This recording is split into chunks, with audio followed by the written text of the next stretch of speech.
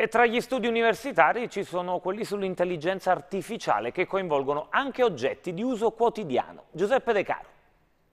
Occorreranno ancora fra i 12 e i 18 mesi, poi il divano intelligente diverrà realtà. I ricercatori del Dipartimento di Ingegneria Elettrica e delle Tecnologie dell'Informazione della Federico II di Napoli, in collaborazione con l'azienda marchigiana Simar Labs, stanno già lavorando su algoritmi di intelligenza artificiale e tecniche di robotica affinché la seduta, grazie a 18 sensori biometrici e 9 ambientali, possa controllare stato di salute delle persone e qualità dell'aria. È un progetto in cui la tecnologia può fornire un grosso potenziale per lo sviluppo di tecnologie che siano effettivamente utili e pervasive per quanto riguarda la vita di tutti i giorni. Un progetto che può essere anche futuristico per quanto riguarda la salute e il benessere e, perché no, visto il mio passato, anche lo sport. Basterà accomodarsi sul divano, appoggiare un braccio e la verifica avrà inizio. Basta dire saturazione, basta dire pressione, basta dire aritmia cardiaca,